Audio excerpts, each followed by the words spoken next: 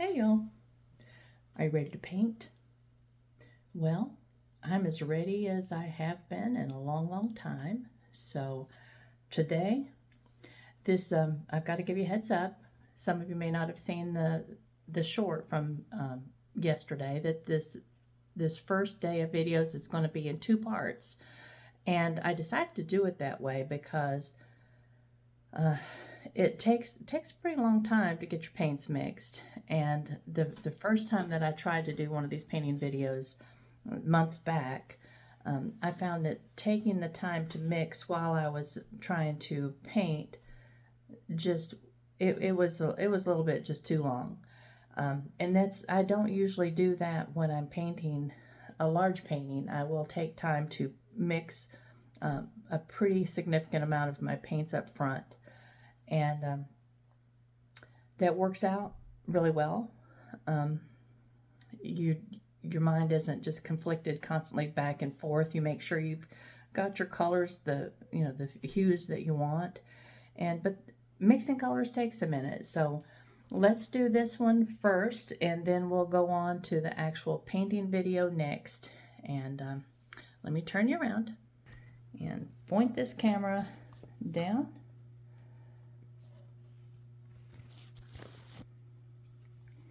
So we can get started. All right, and of course you remember, this is the photograph that we're going to paint first. It will just be known as sunset number 1. So when you're looking for one of the videos that is at the area that you need, say you've painted with the video number 1 and number 2, it'll be easy to find sunset number 3, and you can go from there. So we're not going to give them an elaborate name. We're just going to give them a designated name, and you can name them later. Okay? You can see that the colors that we're using for this first day's painting is the titanium white, the ultramarine green shade, the Winsor red, the Naples yellow hue, and the Winsor lemon. Now, those of you that have just joined us and haven't been part of this or the earlier attempt to paint, and the reason that kind of fell apart, I had explained, is that I hadn't painted in so many years that when I started that first painting, I couldn't figure out why I wasn't able to blend, and it just occurred to me that my paints were so old that they had dried too much. So I put that whole thing on hold, the whole painting adventure on hold, because gardening season was beginning to happen, and decided to come back to it this fall. Over the summer, I replaced all my paints, and I'm ready now to take this journey with y'all. I'll be learning along with you, reminding myself of a lot of things that I had known at one point that I had forgotten. But those of you that are new to this part of my channel, if you will go back about 7 months, there are a couple of videos that I would encourage you to watch. One is talking about the alkyd paints. One is giving the suggestions of the colors to have on hand to paint with us, and that'll just make everything more explanatory without me having to go over it again. I do want to explain that I've chosen a very limited, I only have maybe 8 or 10 colors altogether that I've suggested people purchase, and that's very limiting. I personally, in my color palette, I use probably about 25 colors maybe, but I'm trying to keep the expense down for people that are having to purchase all their paints up front. So it will take a little bit longer to get to the colors that we're wanting to use for our paintings. And sometimes we're not going to be able to get the exact color. We're going to get a representational color. As we move through working toward doing other paintings, we will expand, and I'll suggest maybe you get another color or two, and we'll just continue increasing our palette a little bit so that we can have opportunity to have more colors. I know there's purists out there that believe you can get every color that you want, from red, blue, and yellow, little white, whatever. I haven't found that. I have found that that's, you can get some kind of muddy colors, but you can't get pure colors.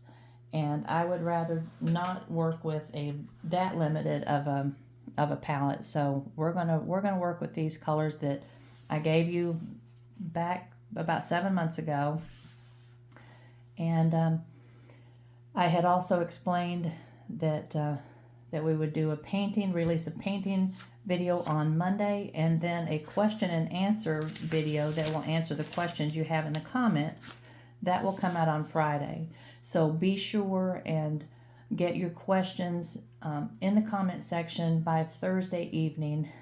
Actually, let me ask for Thursday afternoon so I can do that video to have ready to go out on Friday morning.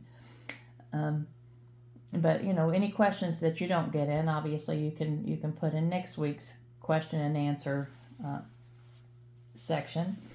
And this is a learning curve. I've never taught other than limited teaching years back. So I'm having also to learn how to teach. And one of the very interesting things that I'm having to do is to learn how to paint with a video camera sitting in front of me.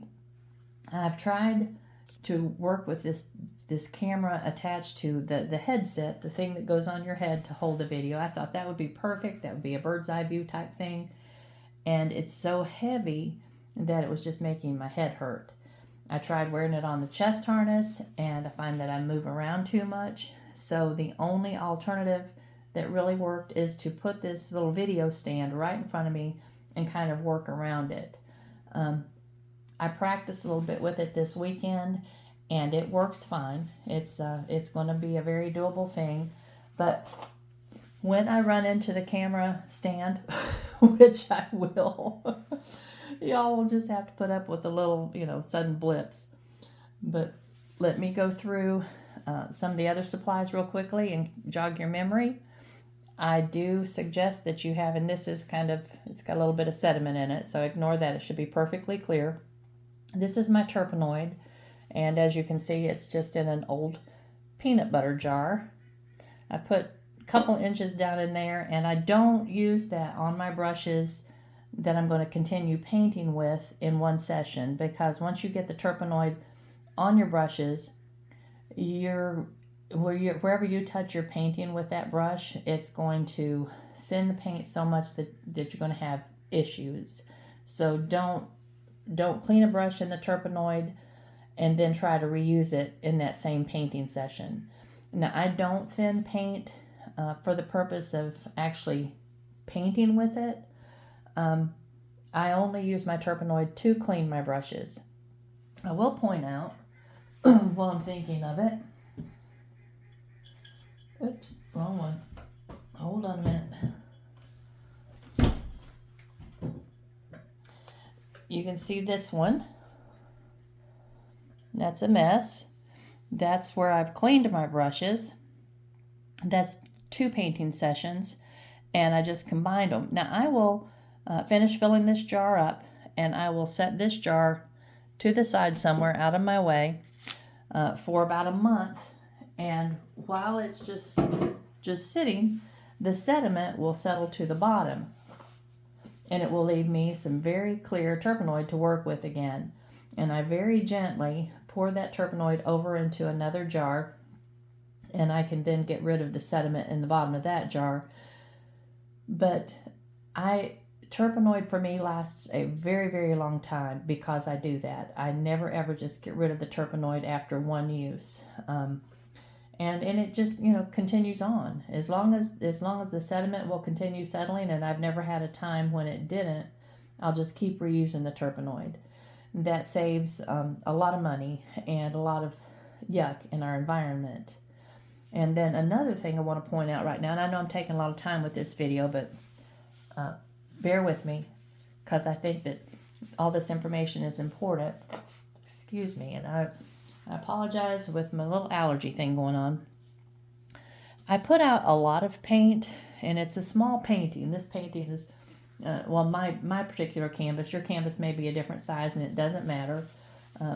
But my canvas is probably about a 12 by 14 or 16 or something. And so I have put out a lot of paint because the only thing we're going to just be painting the very background colors in this sky. And I mean the very background colors. We're not even going to start on these clouds up here or these clouds across the middle. None of the clouds are going to get even introduced today, except for maybe some wispy white clouds in the very background area. But I don't feel bad putting out this much paint knowing it's not going to be used, because I will take a styrofoam plate, and I know that those of you that hate styrofoam will fuss at me about this, but I've used them for years, and I still have a stash of them. So when I get to the end of my styrofoam plates, I might, try to, I'll probably get something that's a more permanent solution. But I'll take 2 styrofoam plates, and anything that's left, I will use my palette knife, and I will lift that paint off of this piece of parchment paper, and I will very gently put it on that plate, get it all in one little pile, and wipe my palette knife off so I'm not mixing the colors on my palette knife. Then I'll go to the next color, lift it off of the parchment paper, put it on my, and you might have to do this. This is just a suggestion. To get all the paint off your palette knife, you might have to use another palette knife and rake it off, and just, rake it off. However, you need to get it all off of there, onto that onto that plate. And then when you've got all your colors off of your parchment paper, take that second styrofoam plate and turn it upside down on it. So it'd be kind of like you're taking a plate of food home from a church social or something. You've got your bottom plate with all of your paints on it, your top plate bubbled up over top of it, and then you take both of those plates and you put them in a freezer baggie. And for me, that's a gallon size freezer baggie. And squeeze the air out a little bit. Don't mash your plates. And then take those 2 plates inside that freezer baggie and put them in your freezer. I know that sounds crazy. And for some reason, I decided to try that years and years ago because I felt bad about all the paint that I was wasting. And I pulled it out with a lot of trepidation that first time, and I let the paint thaw, and I used it, and it painted beautifully. It was no different than when it had been fresh out of the tube. I was concerned about it for a bit, wondering, well, what does it do after it's completely dry and it sits there for a while? Well, I would take my turpentine after it was completely dry and wipe it on that painting to see what would happen, and nothing would happen. It didn't flake, it didn't peel, it didn't smudge. The paint was just as perfect as it had been directly out of the tube. So that's my recommendation in making your paints run further, is just to save them in the freezer. And when you're getting ready to paint, you will want to get them out and let them set out for about an hour, so that they're good and thawed before you start painting with them. It worked wonderfully for me, and I hope that you'll use that just to save the waste with your paints and save you some money. There, I always like saving money. All right, let me toss those paints out of our way, and let's talk about this little painting for a while. You can see now, I've noticed with some of the little practice videos I've done that the colors show up pretty differently in this lighting than it does actually in my actual photograph. So let's talk about that for a minute. A photograph is just a reference. There's very rarely been a time when I have been able to actually keep track of my photograph. Sometimes I lose it for a week, and I want to keep painting, so I just paint creating what I want the painting to look like. If you're a purist and you want it to look exactly like the photograph, then be careful with your photograph. But with these sessions, honestly, I don't think we're going to be able to be totally purist with this, because, like I said, the colors show up differently on the camera in the lighting that I have than they do with the photograph itself. So we're going to do the best we can to recreate these colors with the lighting issues and with the very, very limited palette. I noticed that the colors that I'm using to create these sky colors, it will not give me the exact color that I want. So it's going to be, again, a representational color. Those of you that have paints of your own and you can mix some color to create the sky color you want, absolutely feel free to do that. You know, we're learning some new things together, but nothing has to be done exactly like I'm doing it. Please don't think that. This is your experience and your painting journey, and I want it to just be everything you want it to be. And if you don't like the sky color at all and you have a different set of blues that you know you're happy with, the only thing that you need to keep in mind is that there is a bit of difference in the color of the sky in the evening than in the middle of the day. Obviously, y'all know that. So just pay attention to go outside in your evenings. And of course this, let me see, when was this?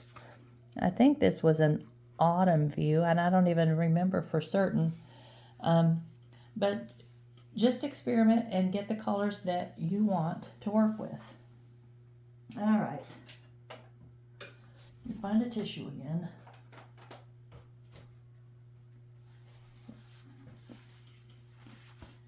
Let's start making color.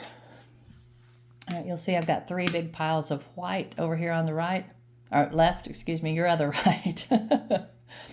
And I'm going to go ahead, oops, see, I told you I'd be bumping you around. I'm going to go ahead and mix every bit of this blue, this ultramarine blue, into this first blob of white. And the blue has been the hardest color I've had to mix with this palette, this very limited palette. But I figure ultramarine blue is kind of your purest blue to me. I think it's such a pure blue. It was the color that I chose to put in our color palette so that we'd have more options with it. There's some beautiful blues out there, some ceruleans and some phthalo and just so many different colors. You could, if you're excited about just experimenting with color, and you have the ability to do so, then absolutely make a trip to your local art supply store and experiment a little bit. I will mention again that the Alkyd, the paint that I use, it is an oil paint, but it's an oil paint that dries faster than traditional oil paint, and it hasn't become popular enough to be available at like a Michael's or somewhere like that. And I've found that even at our local Cheap Joe's in Asheville, they don't even carry it. So I have to order my paint through Jerry's Artorama in order to get the Alkyd. And the reason I like the Alkyd is simply because the Alkyd doesn't dry as fast as acrylic, but it dries a lot slower, or it dries faster than traditional oils. And I like that because I like to be able to go back the next day and paint. Sometimes there's been times in my life when I was painting really large that and early on that I would have to wait several days to be able to paint again. And to me that was just a bit frustrating. And when I found these, and I tell you, when it's dry, it's bulletproof. But when I found this paint, I was so very excited about it. I was so very excited about it. So,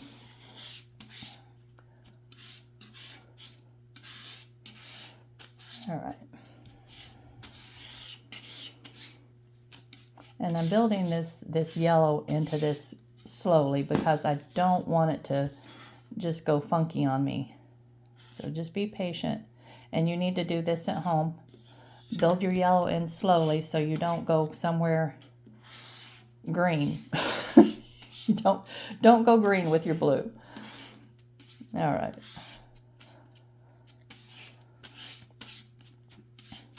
But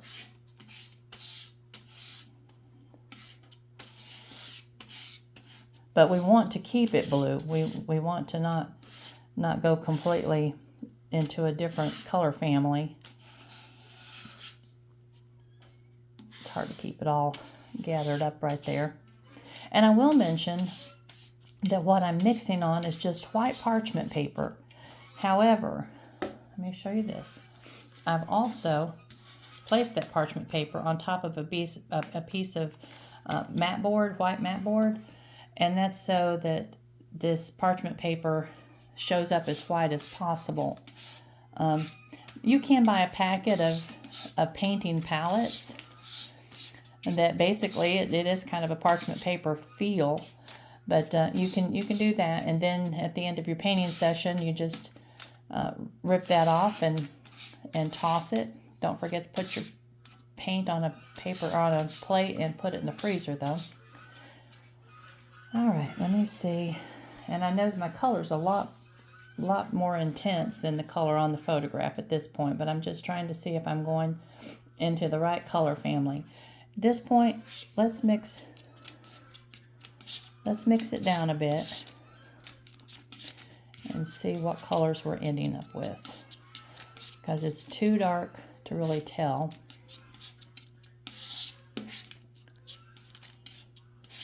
I think I still need a little bit of yellow in there. I probably won't take it down to the color that's on the photograph completely, because I don't want to totally turn it too greenish or too grayish.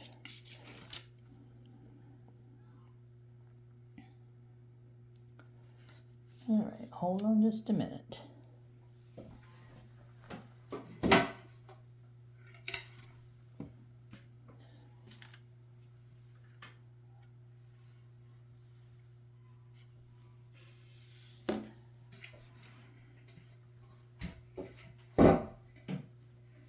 Just comparing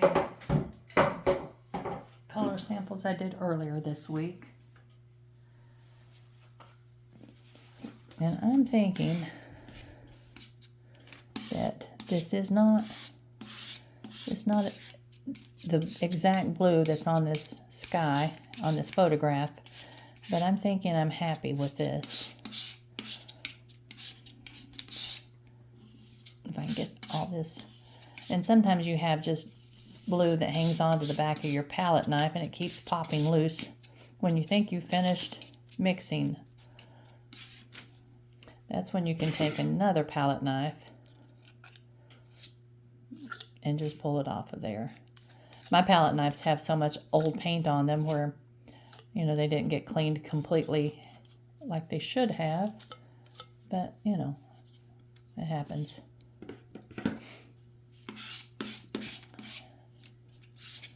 All right. And it is important to mix your colors completely through, because if you don't, you're going to have little blips of color on your canvas that you're going to be dealing with. All right. Even though that's not the exact color that we're working with, it's pretty close to the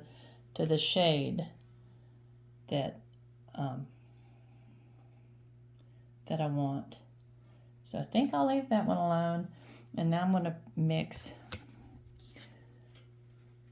just a lighter hue of that. I don't know if I'm using the right words or not. If those of you that are trained, if I say something's a hue and it's not supposed to be a hue, just ignore me.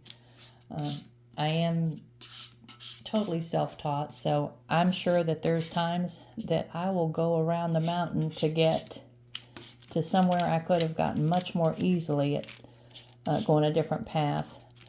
Just be patient with me. I've just being self-taught, you just have to do the best you can to get the effects you want. And that's what I've done. But anyway. And I'm having to look around the phone because I've got it sitting right in front of me. So if it seems like I'm taking too long to do something, that might be why. All right, this is my lighter side, or my lighter color, because as you can see right there, let me move this camera over so I can see. On the left side of the painting, that color gets really light, and that's because it's right directly above where the sun is setting. Behind those clouds, the sunlight's shooting up, and then as the color, or as the sky comes over here toward the right, you can see that is, it's kind of almost, let me see if I can get it in the light a little better. It's got almost a little greenish tint. And so I might take just a little bit of this blue now. And let's just give us a little bit of a green tint to put on that right side. Not too green, but a little bit green.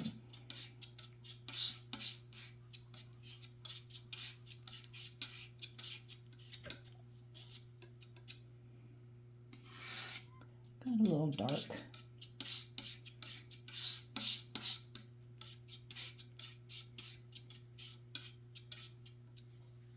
And it's still way too dark. You can see that. So let's get us some more white. I don't want to use up any more of the color I have mixed.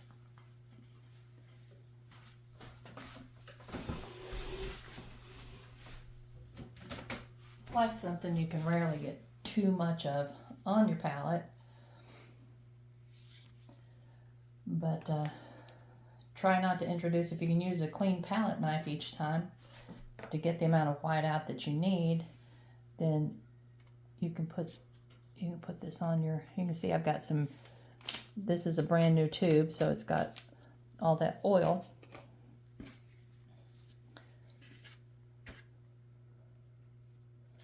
But use a clean palette knife and then you won't be introducing, or you won't be contaminating the white, the pure white, so that you can use it the next time.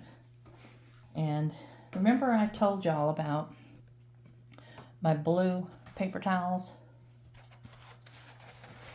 I'll be showing you in a few minutes when we start the painting, when we do the painting video, how I use these blue paper towels for pretty much everything. But I use them a lot for wiping off my palette knives. All right, let's see if we can keep just enough of this over here. I may not introduce all that green.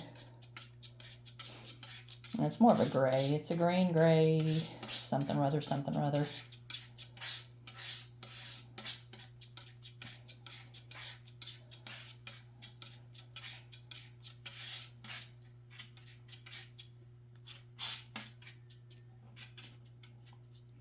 All right, and it's just a skiff on the very edge. And it's hard to, let's turn this painting or this photograph upside down. I think we've got it. I think we've got it close enough. But sometimes little weird details like that can make a really, really intense difference in your painting. It's just a visual thing that you may not notice consciously, but maybe subconsciously you're seeing something that you're saying, oh, that I've seen a sky like that before. That's in my memory bank somewhere. All right, now let's go ahead and mix our colors for this intense area down below.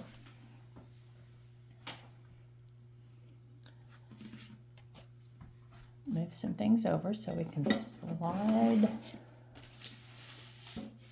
You know what? Let's just turn it around. Let's turn our palette around so that we can get it into the light better over here. All right. Now, you can see these colors. Some of these colors seem almost so pure. Can you see that? This color is called Naples Yellow, and I love this. One of my favorite colors. But it's a color that I will actually apply, and I rarely apply just a pure color to the painting, but I will some Naples right up in here and right along the bottom of that cloud line. Of course, I'll be going with all of this color right here. I'll be going up halfway. I need to point out that, you know, when you're working with photograph, you can see these little lines I've got drawn on the side of my photograph, just some reference lines. This painting or this photograph, I'm going to bring this blue down halfway, and then starting about not quite 3/4 of the way down, I'm going to go back up with the sky to halfway. So the background colors that you're seeing will come to the halfway point. I'll make sure that they're blended so there's not a line for these clouds to go over top. We don't want to see a little ridge in the middle of the sky. And this sunshine is over about 1/4 of the way from the left, and about also about 3/4 of the way down from the top, 1/4 up from the bottom. So a little bit more than that. It's not quite 1/3 of the way up, but it's somewhere between a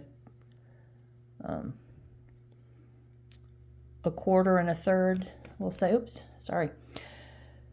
So we'll worry about that in a minute.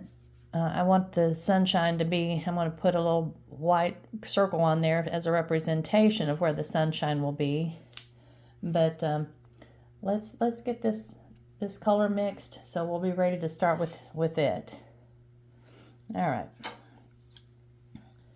This color, this Winsor red, and this Naples yellow really gives us a nice little color for this sky. And we'll want it in different shades, different intensities, let's say.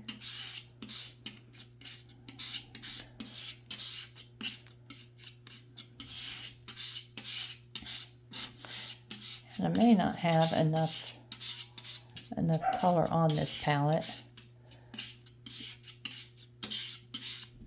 Always better to have more than not enough. But you see, holding these colors, this photograph down here with that, you can see some of those colors picking up. Let's get some more Naples. We're going to need a whole lot more Naples. Oops, sorry, kicking my trash can.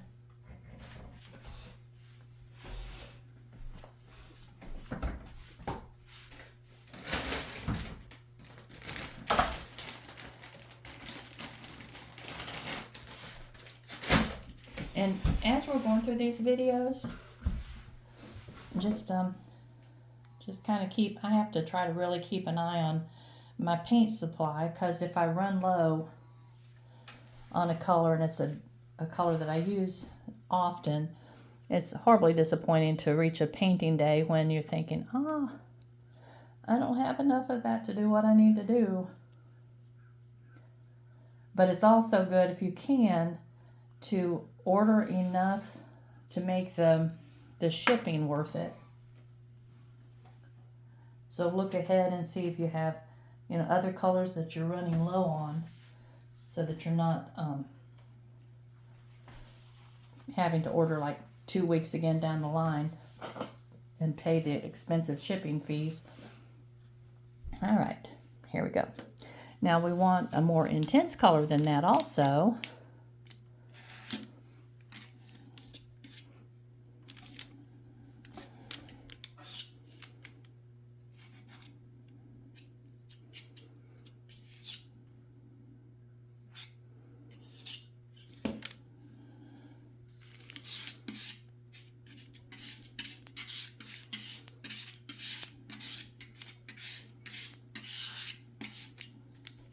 Hold over here in the light a little better.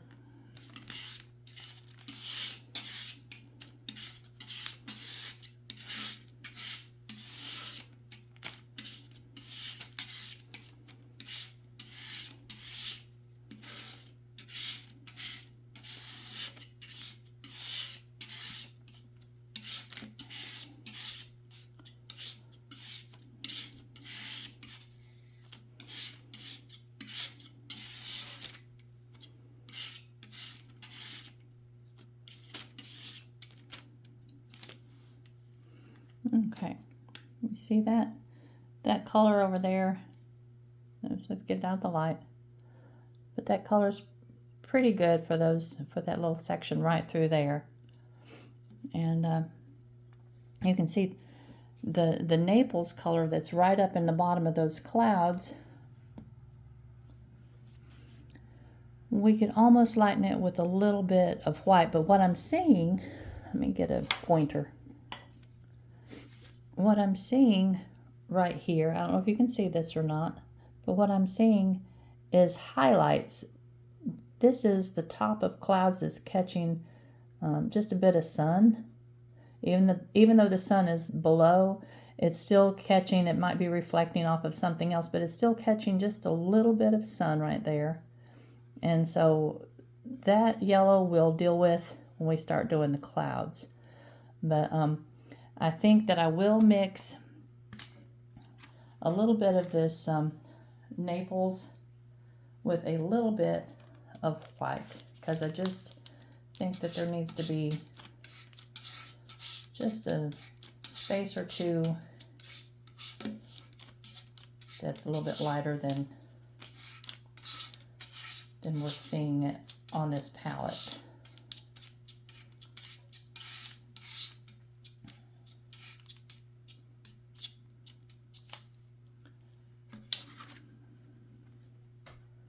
All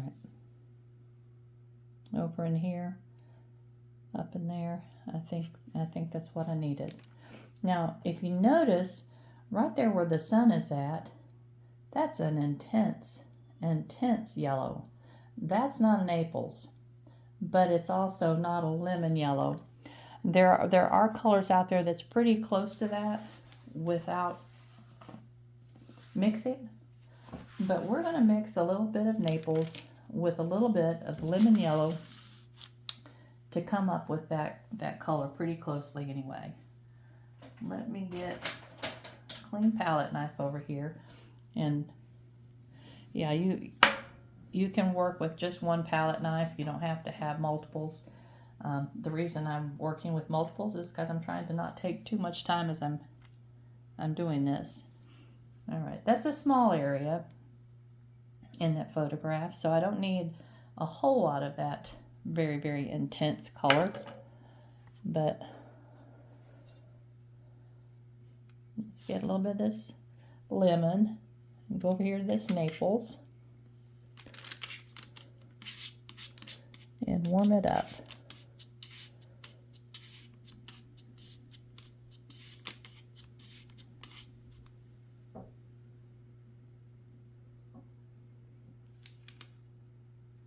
That's pretty good. All right. Well, I think we've got the colors that we need to start out with in this sky mixed. And I think that I'll stop this video. It's almost 40 minutes long. And the painting video, even though it's just a simple part of the background color on the sky, will probably take every bit that long. So if you're watching this one in the morning, you might want to eat some lunch and take a little break and come back before you start painting in the afternoon. But I will, let me turn you around. We'll see you in just a little while, and I'm so excited that you're actually painting with me.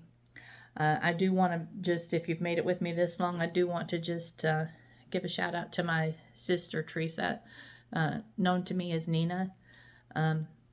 You all have heard me mention her in times past, and she was looking forward to painting with us.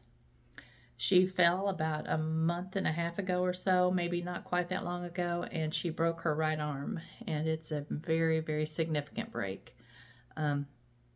She's not going to be able to paint with us, and hopefully within a few months she might be able to come back and join on these videos. But I love her. She lives in Michigan. I love her. I miss her. And Teresa, if you're watching, you get that arm better so you can join us in this, and take care of you. Love y'all. Bye-bye.